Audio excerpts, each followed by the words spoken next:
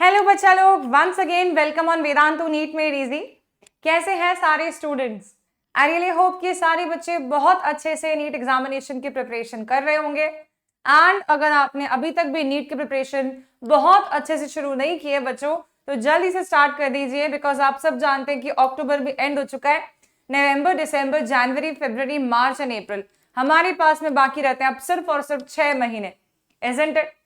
चलिए, तो आज के सेशन की क्विक शुरुआत करते हैं बच्चों। मैं हूं आपकी अपनी अमृता मैम, और आज हम हमारे सेशन में नीट इन 140 डे सीरीज के अंदर principles of inheritance and variations chapter के लेक्चर नंबर 3 पे आ गए। ठीक है, ये हमारी नीट इन 140 डेज सीरीज जो चल रही है, जिसमें आपको मैं 140 डेज में पूरा नीट का सिलेबस कवर करवा रही हूँ। बायोलॉजी पोर्शन हर एक पॉइंट हम कवर कर रहे हैं जो कि हमारे नीट एग्जामिनेशन में पूछा जाता है। ठीक है, आज हम हमारे इस सीरीज में 40th सेशन पे भी आ गए। Isn't it? ठीक है, तो हमारे पास ना ऑलमोस्ट 1/3 जर्नी कंप्लीट हो गई है। सिलेबस कंप्लीशन की बात करें तो फरवरी के एंड तक पूरा का पूरा सिलेबस कंप्लीट करवा दूंगी बच्चों आप लोग का। ठीक है, पूरा का पूरा सिलेबस कंप्लीट हो जाएगा आपका फरवरी एंड तक। डिटेल में कवर अप कर रहे हैं, ऐसा भी नहीं कि फटाफट भाग भाग के हो रहा है, हर चीज डिटेल में कवर अप हो रही है। ठीक है, चलिए शुरुआत करते हैं लेक्चर की। आज हम लोग हमारे principles of inheritance and variation में क्या पढ़ने वाले हैं। प्रीवियस क्लास में हम लोगों ने इनहेरिटेंस ऑफ वन जीन समझा था। मेंडल के जो एक्सपेरिमेंट उन्होंने पी प्लांट पे कंडक्ट किए वो हमने समझे। पी प्लांट में कौन से कंट्रास्टिंग सेट ऑफ कैरेक्टरिस्टिक्स उन्होंने लिए और मोनोहाइब्रिड क्रॉस क्या होता है हमने ये भी समझा। Isn't it? अब आज हम लोग क्या पढ़ने वाले हैं, देखिए इनहेरिटेंस ऑफ वन जीन में ही हम दो और टॉपिक्स की बात कर रहे हैं। एक होता है इनकम्प्लीट डोमिनेंस, एक होता है कोडोमिनेंस। ठीक है, अब देखो हम लोगों ने प्रीवियस क्लास में समझा था complete dominance, law of dominance and law of segregation. ये दो लॉज हमने समझे। लॉ ऑफ डोमिनेंस क्या बोल रहा था बच्चों? लॉ ऑफ डोमिनेंस ये बोल रहा था कि जब हम हेटेरोजाइगस स्टेट के इंडिविजुअल की बात करते हैं तो जो जीन अपने आप को एक्सप्रेस कर रहा होता है प्रोजेनीज में, उसे हम डोमिनेंट जीन बोलते हैं, और जो जीन अपने आप को एक्सप्रेस नहीं कर रहा होता है उसे हम लोग बोलते हैं रेसेसिव जीन। ठीक है, अब आज हम जो पढ़ रहे हैं ये थोड़ी सी अलग बात है। लॉ ऑफ डोमिनेंस के अकॉर्डेंस में बात नहीं है। ठीक है, देखिए क्या हो रहा है यहां पर। हम देख रहे हैं कि एक सिचुएशन हमारे सामने बन रही है, इसे बोलते हैं इनकम्प्लीट डोमिनेंस। इनकम्प्लीट डोमिनेंस में बेटा क्या होता है कि हेटेरोजाइगस स्टेट में डोमिनेंट जीन जो है वो पार्शियली एक्सप्रेस करता है और रेसेसिव जीन भी पार्शियली एक्सप्रेस करता है, यानी कि दोनों अधूरा एक्सप्रेशन शो कर रहे हैं। ठीक है, इनकम्प्लीट डोमिनेंस हम तब बोलते हैं जब हेटेरोजाइगस स्टेट में डोमिनेंट जीन कंप्लीटली डोमिनेट ही नहीं कर पाता है रेसेसिव जीन के सामने, इनफैक्ट पार्शियली डोमिनेट कर पाता है, और फिर इस कारण से रेसेसिव जीन को भी अपने आप को एक्सप्रेस करने का मौका मिल जाता है। दोनों के दोनों अपना एक्सप्रेशन शो करने चालू करते हैं, पर पार्शियल, आधा अधूरा। ठीक है, इसको डिटेल में समझाऊंगी मैं भी। अच्छा, नेक्स्ट हमारे सामने आता है कोडोमिनेंस। कोडोमिनेंस के केस में हम ये देखते हैं कि हेटेरोजाइगस स्टेट है, मान लीजिए ये हेटेरोजाइगस स्टेट में जो डोमिनेंट जीन है वो तो बोलता है कि मैं अपने आप को पूरा एक्सप्रेस करूंगा। रेसेसिव जीन भी ऐसी ही बात करता है कि मैं तेरे सामने क्यों झुकना है, मुझे तेरे सामने झुकने की कोई इच्छा नहीं है, तो डोमिनेट करेगा, मैं भी डोमिनेट करूंगा। यानी कि हेटेरोजाइगस स्टेट में दोनों ही जीन्स अपने आप को कंप्लीटली एक्सप्रेस करेंगे, तो हम बोल देते हैं कोडोमिनेंस। ठीक है, ये भी हम डिटेल में देखने वाले हैं। तो हमने आज क्या पढ़ेंगे, हम पढ़ने वाले इनकम्प्लीट डोमिनेंस एंड कोडोमिनेंस। सबसे पहले देखो बच्चों, इनकम्प्लीट डोमिनेंस को समझते हैं। यहां पर आपको दिख रहे हैं 3 डिफरेंट कलर के फ्लावर्स, है ना। एग्जैक्टली ये एक प्लांट है जिसका नाम है मिराबिलिस जलापा। क्या नाम है? मिराबिलिस जलापा, जिसे हम बोलते हैं 4 o'clock प्लांट। इस वाले स्ट्रक्चर में आप देख पा रहे हैं, इस इमेज में देख पा रहे हैं, इस डायग्राम में देख पा रहे हैं, हमारे पास में एक रेड कलर के फ्लावर वाला प्लांट है और एक हमारे पास में व्हाइट कलर के फ्लावर वाला प्लांट है। ये रेड कलर के फ्लावर वाला जो प्लांट है बच्चों, ये होमोजाइगस डोमिनेंट है, यानी कि रेड कलर डोमिनेट कर रहा है और व्हाइट कलर जो है वो रेसेसिव है, ऐसा मान रहे हम, है ना। ठीक है, तो रेड है कैपिटल आर रेड कलर का जो है फिनोटाइप दे रहा है फ्लावर्स में, ठीक है। और स्मॉल आर जो है बेटा ये व्हाइट कलर का फिनोटाइप दे रहा है फ्लावर में, ठीक है। अब आप क्या देख रहे हैं, इसका जो गेमीट है वो कैपिटल आर बनना है, ठीक है, और इसका जो गेमीट है वो स्मॉल आर बनना है ना। तो ये गेमीट कैपिटल आर, ये गेमीट स्मॉल आर। क्या देख पा रहे हैं हम ये देख पा रहे हैं कि जब इन दोनों कंबाइन कर रहे हैं तो हमारे पास हेटेरोजाइगस स्टेट अचीव होता है। हेटेरोजाइगस स्टेट यानी कि कैपिटल आर स्मॉल आर, सारे के सारे प्रोजेनीज जितने भी बनेंगे F1 जनरेशन में, ठीक है, जब हम होमोजाइगस डोमिनेंट और होमोजाइगस रेसेसिव को क्रॉस करवा रहे हैं तो सारे के सारे जो प्रोजेनीज बनने वाले हैं F1 जनरेशन में वो सब हेटेरोजाइगस बनते हैं, है ना। यानी कि कैपिटल आर भी कैरी करेंगे, स्मॉल आर भी कैरी करेंगे। तो हमने लॉ ऑफ डोमिनेंस के हिसाब से क्या देखा था, हमने देखा था कि जितने भी F1 जनरेशन है वो डोमिनेंट जीन को एक्सप्रेस कर रहे होते हैं। पी प्लांट का एक्सपेरिमेंट याद करो, purple flower, white flower, F1 progeny जो है वो क्या एक्सप्रेस कर रहा था जब होमोजाइगस डोमिनेंट पर्पल और होमोजाइगस रेसेसिव हमने व्हाइट फ्लावर वाले पी प्लांट को क्रॉस कराया तो सारे प्रोजेनीज पर्पल फ्लावर वाले बने, यानी कि डोमिनेंट जीन पर्पल एक्सप्रेस कर रहा था। इस सिचुएशन में क्या दिख रहा है हमें कि जो डोमिनेंट जीन है कैपिटल आर है, यानी कि ये सारे फ्लावर्स को रेड कलर का होना चाहिए था, पर ये रेड नहीं बनते। ये क्या बन जा रहे हैं, ये सब के सब ना तो रेड है ना तो व्हाइट है, बल्कि रेड और व्हाइट का मिक्सचर हो गए हैं, ये पिंक कलर के फ्लावर्स बन गए। बात समझ आई, यानी कि रेड कंप्लीटली डोमिनेट नहीं कर पा रहा, व्हाइट कंप्लीटली नॉन एक्सप्रेसिव नहीं है, व्हाइट भी थोड़ा एक्सप्रेस कर रहा है, रेड भी थोड़ा एक्सप्रेस कर रहा है। रेड और व्हाइट को मिक्स करो क्या बन जाता है, पिंक। तो यहां पर सारे के सारे फ्लावर्स का कलर क्या आ गया, पिंक आ गया। ये होता है इनकम्प्लीट डोमिनेंस, ठीक है, ये बात समझ में आई। F1 जनरेशन में हमने क्या देखा कि सारे के सारे जो हमारे पास में प्रोजेनीज बन रहे हैं, जो फ्लावर बन रहे हैं, जो प्लांट्स बन रहे हैं, वो सब के सब प्लांट्स पिंक कलर के फ्लावर वाले प्लांट्स बन जा रहे हैं, तो हेटेरोजाइगस स्टेट में। तो आपको क्या लगा कि पेरेंट रेड था, व्हाइट था, प्रोजेनी पिंक बन गया। अभी पिंक प्रोजेनी के सेल्फिंग के ऊपर जो प्रोजेनीज बनेंगे वो कैसे कलर के होंगे, ठीक है। तो अब हमें ऐसा लगता है कि अब आगे ना पिंक के पिंक फ्लावर्स आने चाहिए, isn't it? ऐसा माइंड में आ जाता है कि पिंक फ्लावर वाले प्लांट्स के जो प्रोजेनीज बनेंगे वो पिंक फ्लावर ही देने चाहिए। पॉसिबिलिटी तो यही रखती है ना बच्चों, isn't it? पर ऐसा नहीं हो रहा है।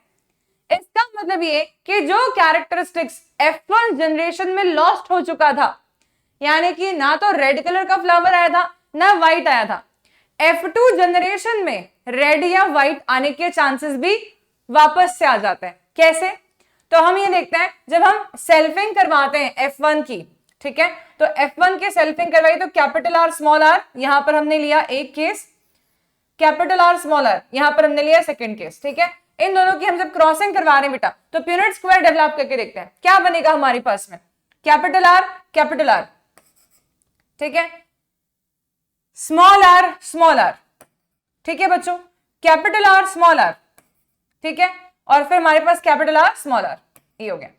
तो आप क्या देख पा रहे हैं यहां पर जब हमारे सामने F2 जनरेशन आ रहा है तो F2 जनरेशन जो है इसके अंदर हम जब बात करते हैं जीनोटाइपिक रेशो की, जीनोटाइपिक रेशो में कैपिटल आर एक बार आ रहा है, कैपिटल आर स्मॉल आर 2 बार आ रहा है, और स्मॉल आर एक ही बार आ रहा है, ठीक है।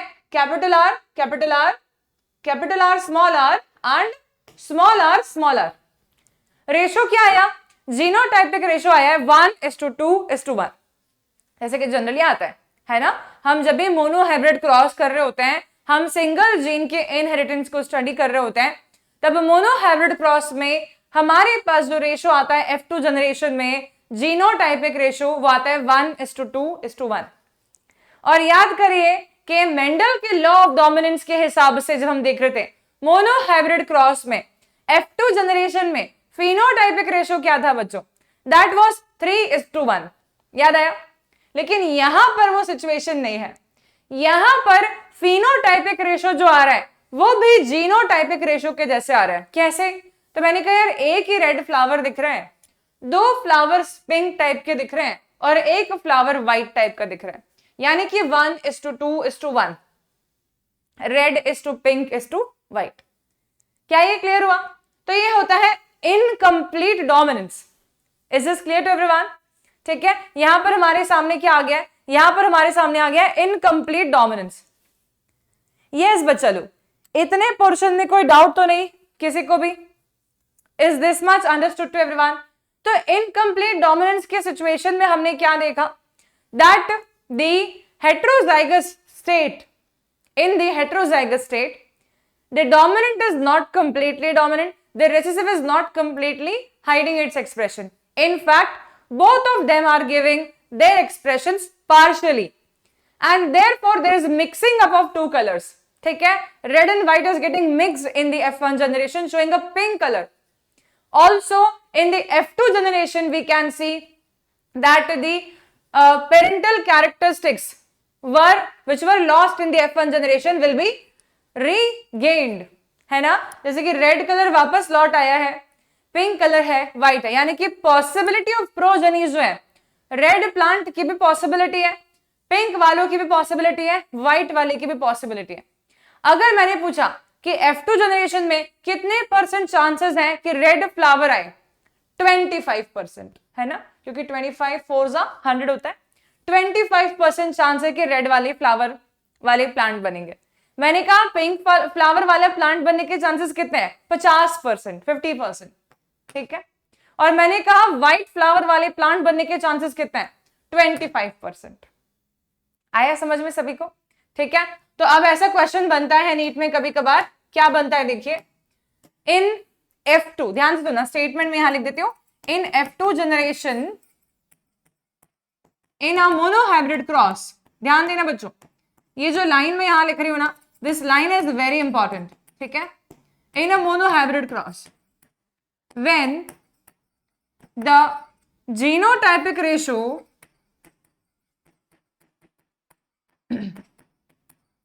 matches the phenotypic ratio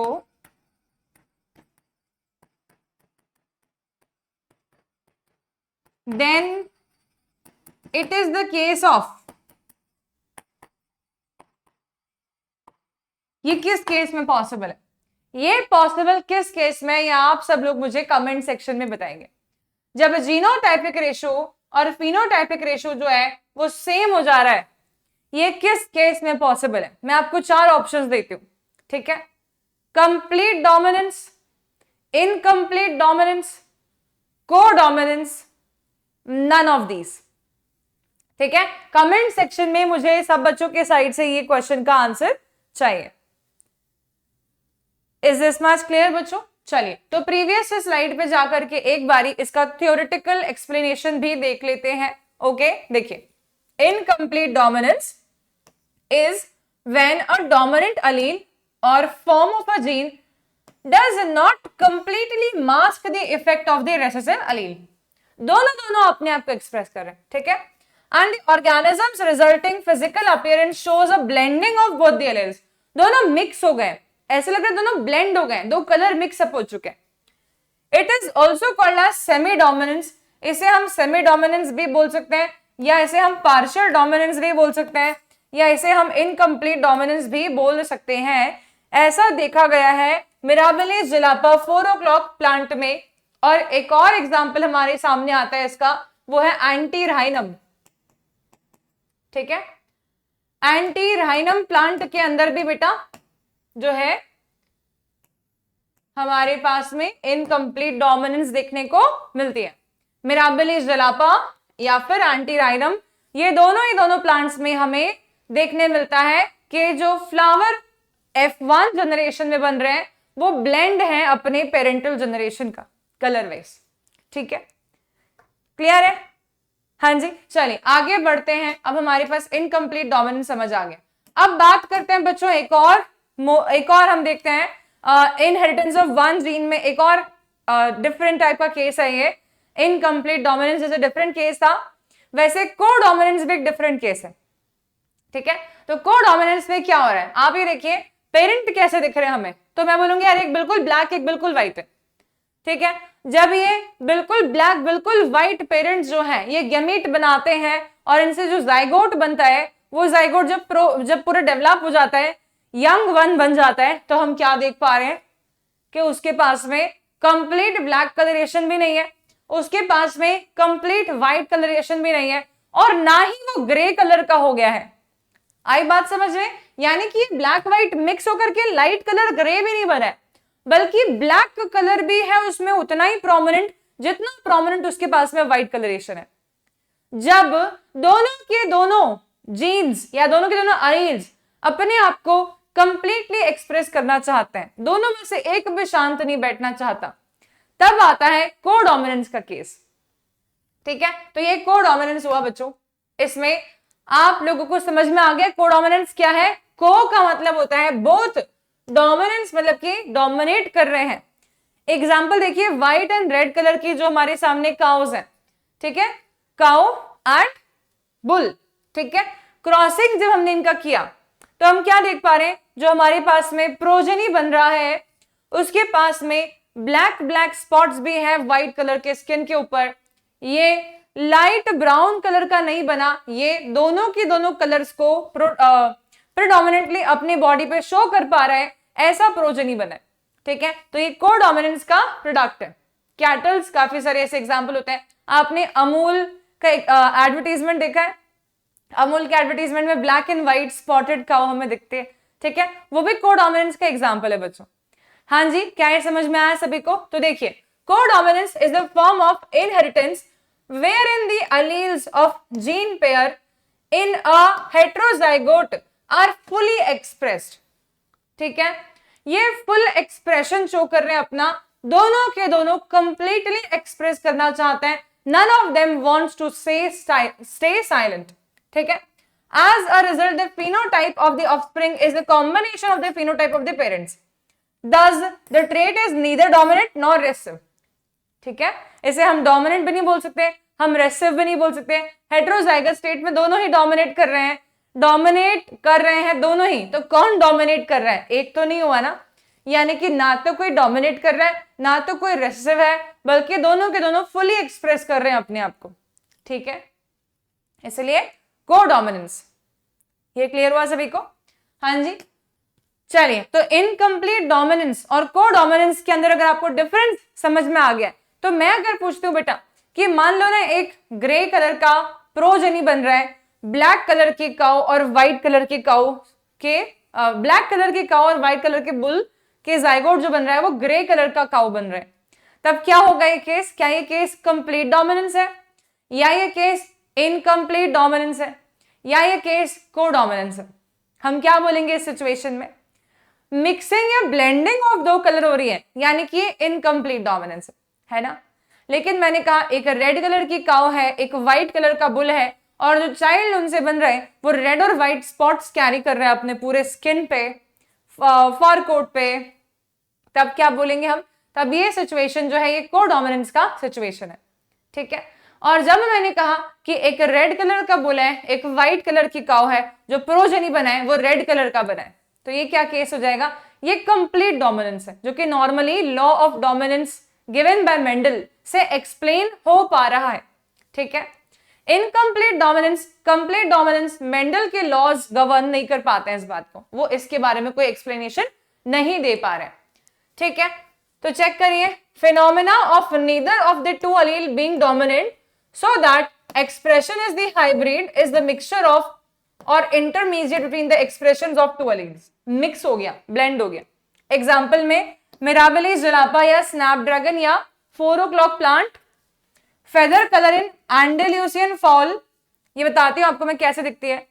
child of the parent, अब मान लो कि एक पेरेंट है, नहीं मतलब दो पेरेंट है एक चाइल्ड के, ऑब्वियसली फादर एंड मदर है। ठीक है, तो फादर मान लो कर्ली बाल वाले हैं और मदर जो है वो स्ट्रेट बाल वाली है।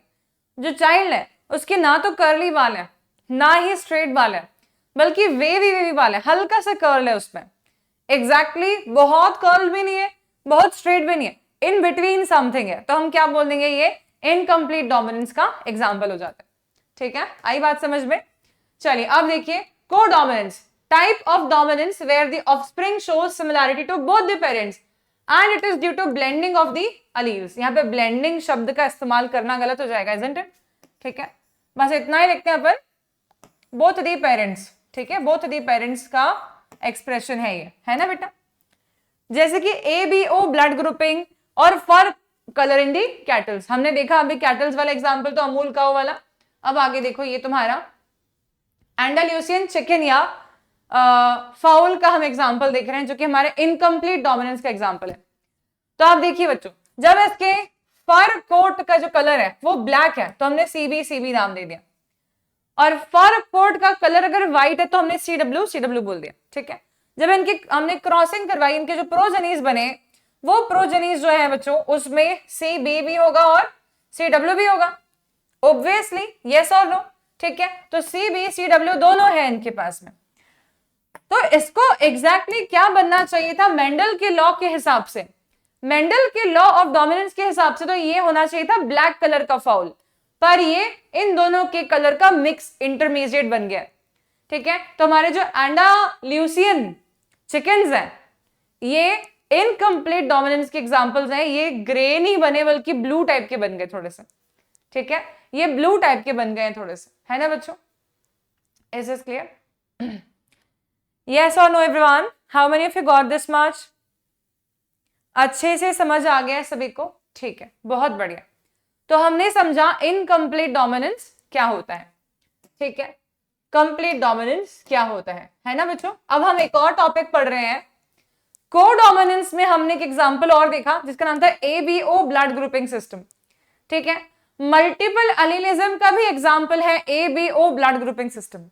इसमें होता क्या है ये समझते हैं, ठीक है। तो आपको मैं अब समझाने जा रही हूँ मल्टीपल एलीलिज्म क्या होता है। ये पोर्शन ऐसा पोर्शन है बच्चों जिसमें नीट में कई बार क्वेश्चंस बनते हैं, कई सालों से क्वेश्चंस बनते हैं, एंड ये टॉपिक हमेशा ही क्वेश्चनर का एक प्रेफरेबल टॉपिक होता है टू आस्क द क्वेश्चंस, क्योंकि क्वेश्चंस का लेवल होता है moderate, not very easy, not very tough, and सारे बच्चे उसको इजीली आंसर भी नहीं कर पाते हैं, इसीलिए आपको ये टॉपिक ठीक से आना चाहिए। ओके चलिए तो समझते हैं हम लोग मल्टीपल एलीलिज्म क्या होता है। एक सेकेंड, हाँ just second guys, please wait.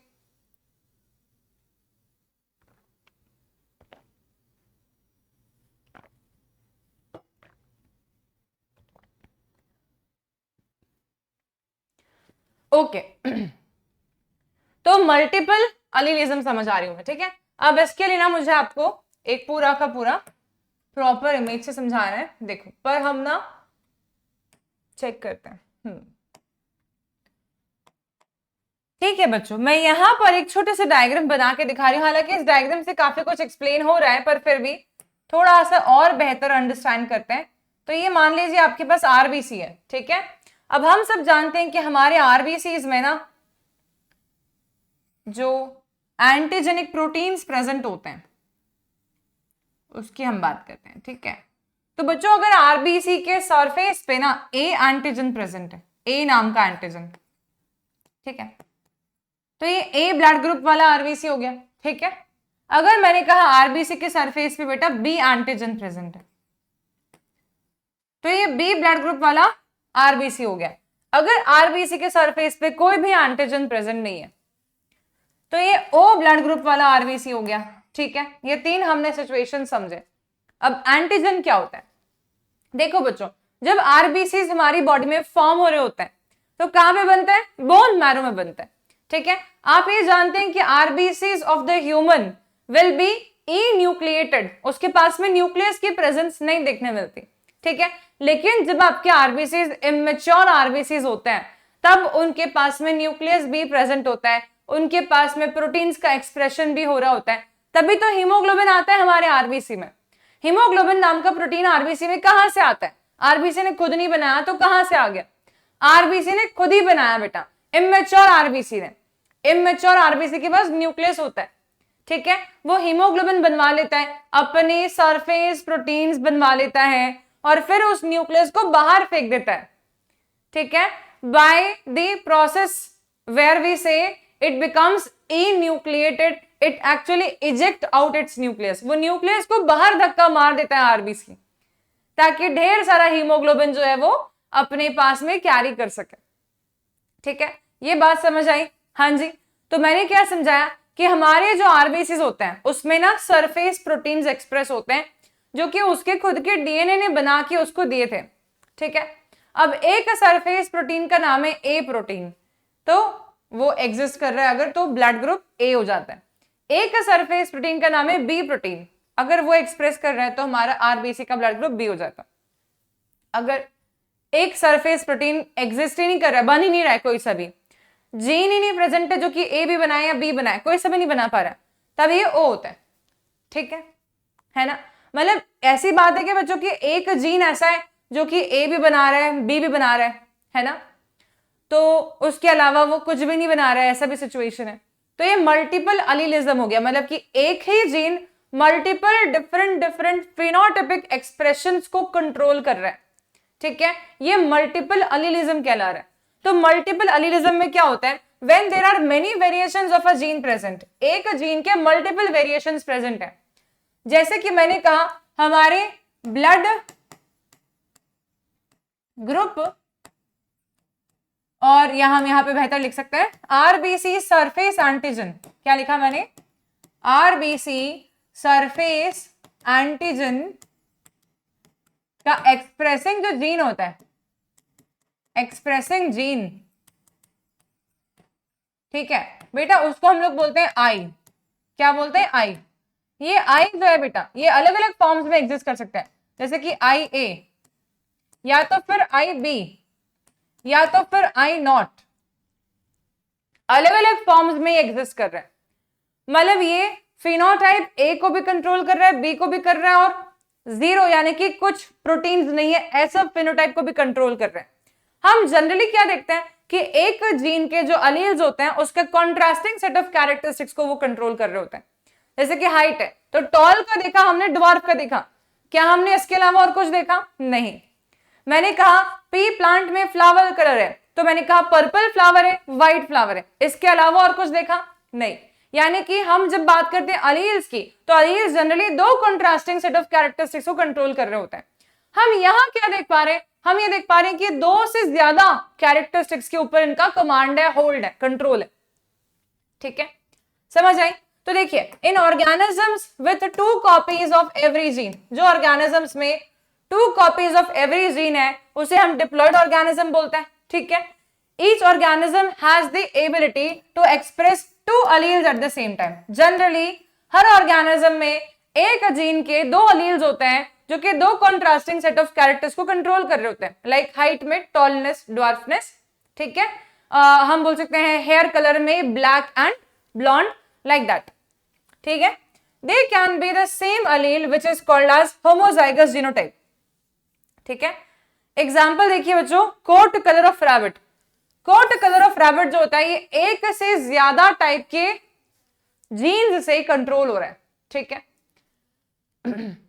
ABO blood grouping system, eye colour in drosophila. ठीक है, ये सब मल्टीपल अलीलिज्म के एग्जांपल्स हैं जहां पर अलील कॉन्ट्रास्टिंग सेट में 2 ही नहीं है बल्कि 2 से ज्यादा, इनफैक्ट हम बोलेंगे 3 या 3 से ज्यादा है। ठीक है, तो मल्टीपल अलीलिज्म होता है। आई बात समझ में। जैसे कि यहां पर हम एक इमेज देख रहे हैं, मल्टीपल अलील्स, 3 और more alleles of a particular trait है, जैसे कि एबीओ ब्लड ग्रुपिंग सिस्टम। ठीक है, तो मैंने आप लोगों को यहां पर कुछ बातें बताई थी, वो वापस से इंप्लीमेंट करेंगे। 3 से ज्यादा है ना। देखो इधर हमने देखा ब्लड ग्रुप टाइप कैसा है, ए है जब इसके पास में ए एंटीजन है। ब्लड ग्रुप टाइप कैसा है, बी है जब इसके पास में बी एंटीजन है। ब्लड ग्रुप टाइप क्या है, ए बी है जिसके पास में ए एंड बी दोनों एंटीजन है। ब्लड ग्रुप टाइप ओ है जिसके पास में कोई एंटीजन नहीं है। यानी कि 1 2 3 और 4 फिनोटाइप नजर आ रहे हैं मुझे, 4 एक्सप्रेशंस नजर आ रहे हैं, 4 फिनोटाइप्स नजर आ रहे हैं। ठीक है, क्या क्या फिनोटाइप है बेटा, ए ब्लड ग्रुप फिनोटाइप है, बी ए बी ओ, ये 4 टाइप के फिनोटाइपिक एक्सप्रेशंस हमें देखने को मिल पा रहे हैं। ठीक है, लेकिन जीनोटाइप क्या है इसका ये देखते हैं। तो देखो मैंने कहा कि जीनोटाइप में ना आई ए हो सकता है, आई ए आई नॉट हो सकता है। ठीक है, हमारे पास क्या पॉसिबिलिटी थी, आई ए था, आई बी था और आई नॉट, ये 3 टाइप के हमने अलील्स देखे है ना बेटा। तो जीनोटाइप डिफरेंट टाइप के हो जाएंगे। अलील कितने टाइप के हैं, 3 टाइप के हैं, आई ए आई बी या आई नॉट। ठीक है, आई नॉट को कई बार स्मॉल आई में लिख सकते हैं ऐसे करके। ठीक है, तो आई ए हो सकता है, आई ए आई नॉट हो सकता है, आई ए आई बी हो सकता है ना। आई ए के साथ आई ए लिखा मैंने, आई ए के साथ आई नॉट लिखा, आई ए के साथ आई बी लिखा। आई बी हो सकता है, आई बी आई नॉट हो सकता है, आई बी आई ए होगा तो सेम ही बात होगी, इसलिए वापस से नहीं लिख रहे। ठीक है, फिर आता है हमारे पास तीसरा, आई नॉट आई ए हो सकता है, ये पहले आ चुका है। आई नॉट आई बी हो सकता है, ये भी पहले आ चुका है। आई नॉट हो सकता है, तो ये तो टोटल जीनोटाइप कितने हो गए? 6 टाइप के। ठीक है, टोटल जीनोटाइप कितने टाइप के हो गए बेटा? टोटल जीनोटाइप 6 टाइप के हो गए। ये 6 टाइप के जीनोटाइप जरूर प्रेजेंट है, लेकिन इनके फिनोटाइप जो हैं वो टोटल 4 टाइप के आ रहे हैं। कैसे? आई ए होगा तो ए ब्लड ग्रुप है, आई ए आई नॉट है तब भी ए ब्लड ग्रुप है, आई ए आई बी है तो ए बी ब्लड ग्रुप है, आई बी है तो बी ब्लड ग्रुप है, आई बी आई नॉट है तो बी ब्लड ग्रुप है, आई नॉट है तो ओ ब्लड ग्रुप है। तो फिनोटाइप कितने टाइप के हुए? या तो ए है, या तो ए बी है, या तो बी है, या तो ओ है। 6 जीनोटाइप्स सिर्फ 4 टाइप के फिनोटाइप्स को कंट्रोल कर रहे हैं। ये हुआ मल्टीपल एलीलिज्म। बात समझ आई सभी को? हाँ जी, यस और नो एवरीवन? ठीक है, तो जब भी कोई पूछेगा ABO blood grouping is an example of, तो वो कोडोमिनेंस का एग्जांपल भी है और वो मल्टीपल एलीलिज्म का एग्जांपल भी है। कोडोमिनेंस का एग्जांपल कैसे है? तो मैंने कहा जब ए और बी दोनों साथ में होंगे। ठीक है, अपन शुरू से समझते हैं। देखो वापस, ए और ए साथ में तो ए ही बनना है।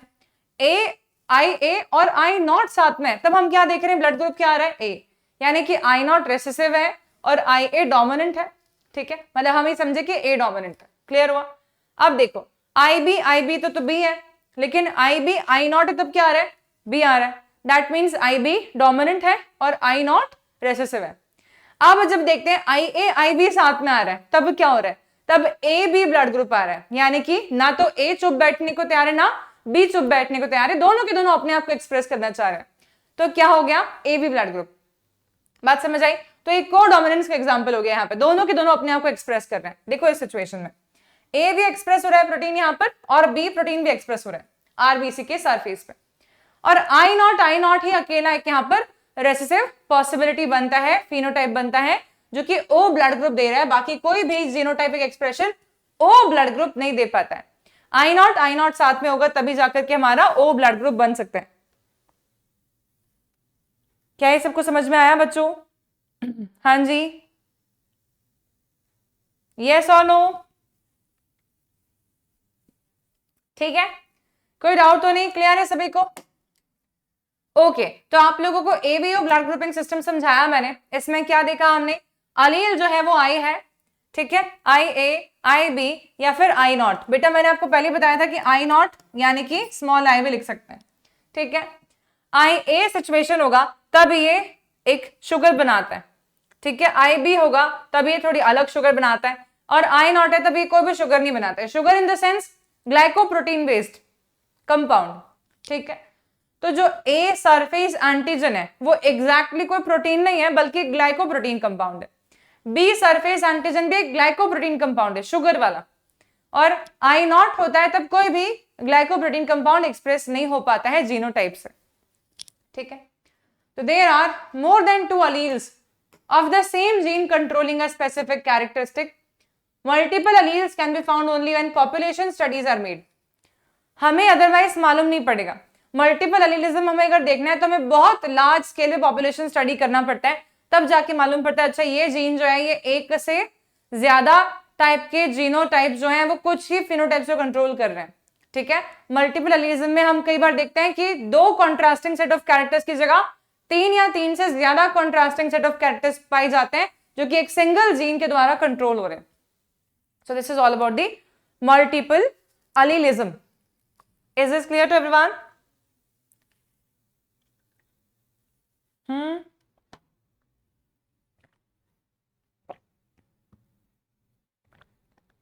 ओके गाइस, तो यहां तक की बात सब बच्चों को समझ में आ गई है। ठीक है, अब हम बढ़ते हैं आगे, नेक्स्ट स्लाइड पे जाते हैं। ये मैंने आप सभी को जो समझाया बेटा, इसमें क्वेश्चन बनने के चांसेस बहुत स्ट्रांग रहते हैं। ठीक है, ये आपसे पूछता है कि जीनोटाइप कितने पॉसिबिलिटीज हैं और फिनोटाइप क्या आएगा, ठीक है। ऐसा क्वेश्चन आया, मान लीजिए कि क्वेश्चन बताती हूँ, ठीक है, ध्यान देना। When the parent has blood group A and the mother has an unknown blood group, sorry, when the father has a blood group A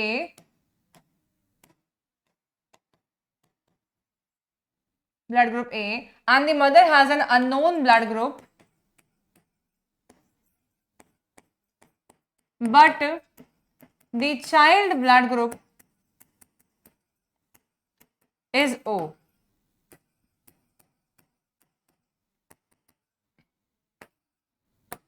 ठीक है, ऐसा क्वेश्चन आया। What can be father and mother's blood group? क्या possibility हो सकती है father and mother के blood group की?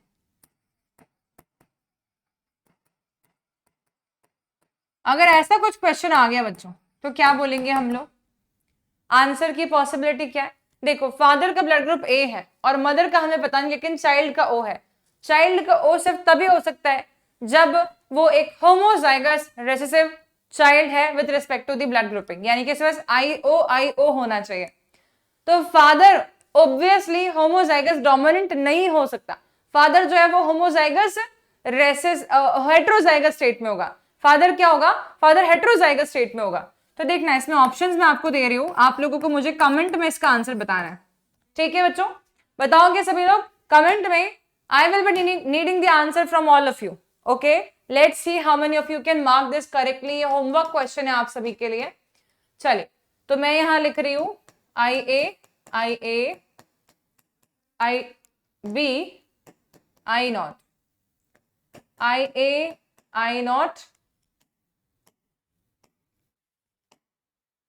IA, I0, IB, IB, IA, I0, IB, I0, IA,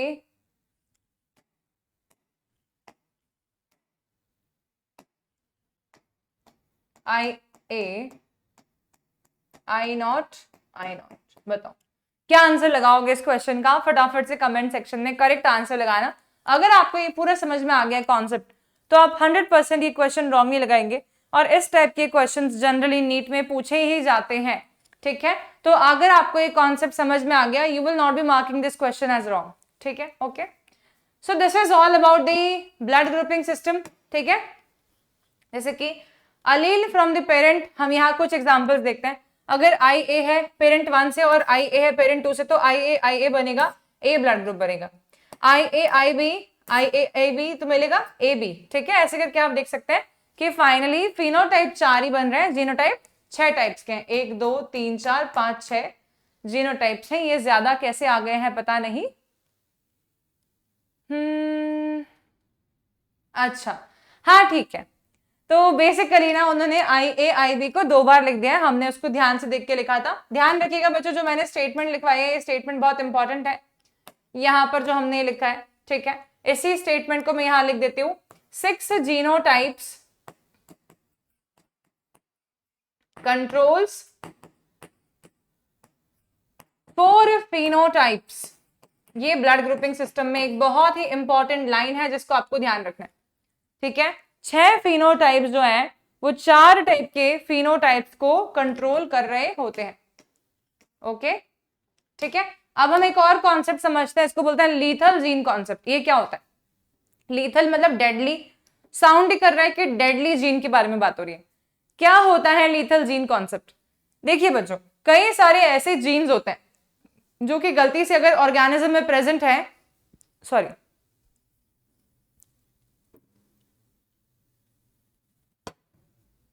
हाँ जी, कई सारे ऐसे जीन्स होते हैं बच्चों जो कि अगर ऑर्गेनिज्म में प्रेजेंट है, मान लीजिए, तब ये जो जीन्स हैं ये डेथ ही कॉज करा देंगे ऑर्गेनिज्म की, ठीक है? अगर ये होमोजाइगस डोमिनेंट स्टेट में है। तो ऐसे जीन्स को हम बोलते हैं लीथल जीन्स। लीथल जीन्स वो जीन्स हैं जो कि इंसान को किल ही कर देंगे। कब किल करेंगे? बर्थ होने ही नहीं देंगे ऐसे ऑर्गेनिज्म का, जाइगोटिक स्टेज पे अर्ली एम्ब्रियोनिक लाइफ में ही मार देंगे उसको। ठीक है, तो ऐसे जीन्स को हम क्या बोलते हैं? लीथल जीन्स बोलते हैं। तो लीथल जीन्स जो होते हैं बेटा, लीथल जीन्स या लीथल अलील्स जो होते हैं, ये एंड कॉज कर देते हैं, मार देते हैं इंसान को जिसके अंदर ये प्रेजेंट है। ठीक है, तो बड़ी डेंजरस बात है ये। ऐसे जीन्स अगर किसी के में अंदर हैं जो कि लीथल जीन्स कहला रहे हैं, तो वो अगर प्रेजेंट हुए तो इंडिविजुअल की डेथ हो जाएगी अगर वो होमोजाइगस डोमिनेंट स्टेट में है तो। ठीक है, lethal genes are lethal to the organism जिसके अंदर वो प्रेजेंट है। और ये कब बनते हैं? ये बेसिकली कुछ ना कुछ जीन म्यूटेशन के रिजल्ट होते हैं। ठीक है, typically it is the consequence of some kind of gene mutation that is required to grow and develop. Okay, देखिए लीथल जीन का एग्जाम्पल समझते हैं अपन एक केस से। ठीक है, तो आप ये देखिए, यहाँ पर हमारे पास में एक पेरेंट है कैपिटल वाई स्मॉल वाई, एक पेरेंट को क्रॉस किया कैपिटल वाई स्मॉल वाई। आप ये देखिए बच्चों कि कैपिटल वाई जो है लीथल जीन है, और ये साथ में जैसे ही प्रेजेंट होगा तो ये इंसान की डेथ कॉज करवा देगा। अब इसके 4 टाइप के गेमीट्स बन रहे हैं, capital Y small Y capital Y small Y, 4 type के गेमीट्स यहाँ बन रहे हैं। ठीक है, जब इन गेमीट्स का फ्यूजन हो रहा है तो हम देख रहे हैं प्रोबेबिलिटी ऑफ चाइल्ड क्या क्या हो सकते हैं। तो कैपिटल वाई एक तो ये केस बन सकता है, कैपिटल वाई स्मॉल वाई दूसरा केस ये बन सकता है, स्मॉल वाई कैपिटल वाई तीसरा केस ये बन सकता है, स्मॉल वाई चौथा केस ये बन सकता है। अकेला हेल्दी ऑफस्प्रिंग जो है इसमें, जिसमें कि लीथल जीन प्रेजेंट नहीं है, वो ये 4th वाला है जो कि होमोजाइगस रेसेसिव स्टेट है। ये बिल्कुल भी लीथल नहीं है, ये परफेक्टली हेल्दी है, ये कोई कैरियर भी नहीं है। इसके जनरेशन जो बनेंगे उसमें लीथल जीन बिल्कुल भी नहीं होगा।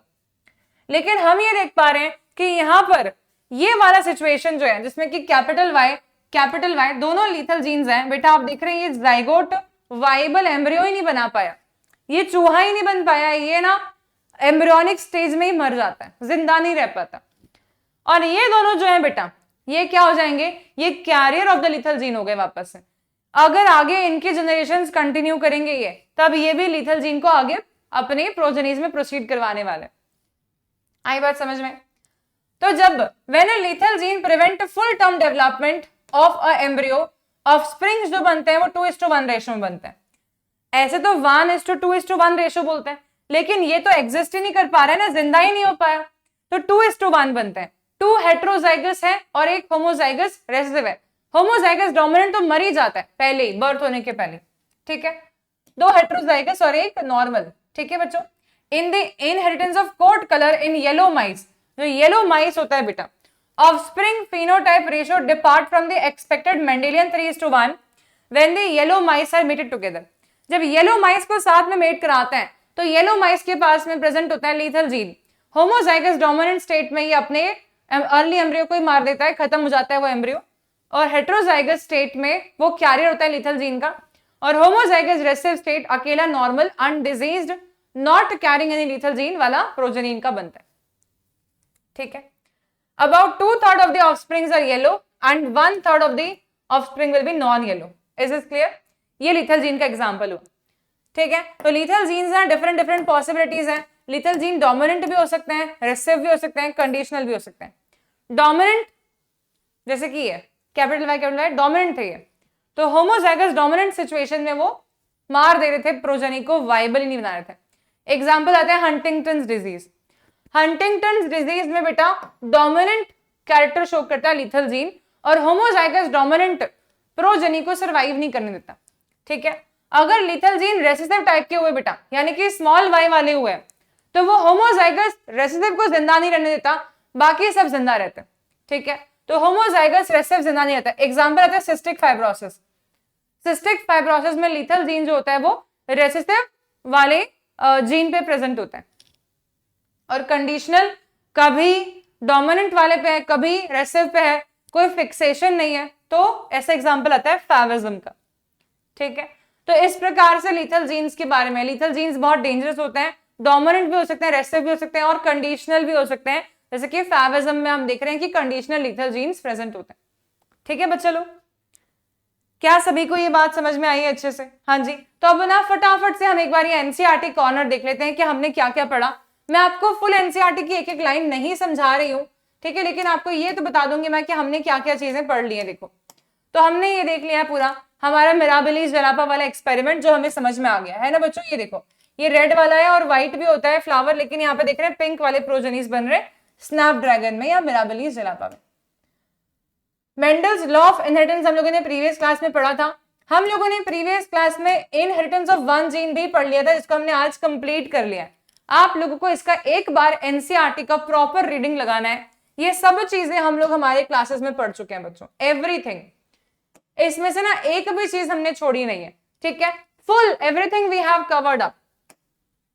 अच्छा, तो ये डोमिनेंट क्या होता है, रेसेसिव क्या होता है, हम कौन सा सिंबल यूज करेंगे, ये सब बातें मैंने आपको प्रीवियस सेशन में समझा दी थी, ठीक है। प्यूनेट स्क्वायर कैसे डेवलप करते हैं, लॉ ऑफ डोमिनेंस क्या है, लॉ ऑफ सेग्रीगेशन क्या है, ये भी हम लोग देख चुके हैं। So we have seen this much completely, right बच्चों, ये पूरा का पूरा मैंने आप सबको समझा दिया है in the previous class. Okay, test cross क्या होता है, बैक क्रॉस क्या होता है, ये भी हम लोग देख चुके हैं, है ना। Test cross and back cross भी हम लोग समझ चुके हैं। Law of dominance, law of segregation भी हम लोग समझ चुके हैं, ठीक है। तो लॉ ऑफ डोमिनेंस क्या होता है, लॉ ऑफ सेग्रीगेशन क्या होता है, इसको एक बार एनसीईआरटी रीडिंग लगाएंगे तो आपको जो भी मैंने समझाया है उसका एक क्विक रिविजन आपके सामने हो जाएगा। इनकम्प्लीट डोमिनेंस भी हम लोगों ने आज की क्लास में हमारी समझ लिया है पूरा, और हम लोगों ने कोडोमिनेंस भी समझ लिया है, जिसमें कि हमने ब्लड ग्रुपिंग वाला पूरा का पूरा टेबल भी बना करके देख लिया था, ठीक है, विथ ऑल द एग्जांपल्स, है ना बच्चों। तो बाय दिस हमारा जो पोर्शन कवर अप हुआ है वो क्या हो गया, हमने ना इनहेरिटेंस ऑफ वन जीन के जो रिमेनिंग पोर्शन था, इनकम्प्लीट डोमिनेंस यानी कि हमारी पार्शियल डोमिनेंस, ठीक है, वो भी हमने स्टडी कर ली, और कोडोमिनेंस भी हम लोगों ने स्टडी कर लिया। अब हमारे पास में आता है इनहेरिटेंस ऑफ टू जीन्स, ठीक है। इनहेरिटेंस ऑफ टू जीन्स जो है बच्चों पोर्शन, ये हम लोग हमारे नेक्स्ट क्लास में कवर अप करने वाले हैं। इनहेरिटेंस ऑफ टू जीन्स में हम लोग हमारे लॉ ऑफ इंडिपेंडेंट असॉर्टमेंट को भी समझेंगे, ठीक है। तो आज की क्लास में यहीं पर एंड कर रही हूं बच्चा लोग। आई रियली होप कि आपको ये सेशन बहुत यूजफुल साबित हुआ होगा, आपके लिए बहुत अमेजिंग साबित हुआ होगा। And if yes, then don't forget to tell me the same in the comment section. I will be waiting for your responses, बच्चों. Thank you so much. Have a great day ahead and don't forget to subscribe to Vedantu NEET Made Easy. Thank you.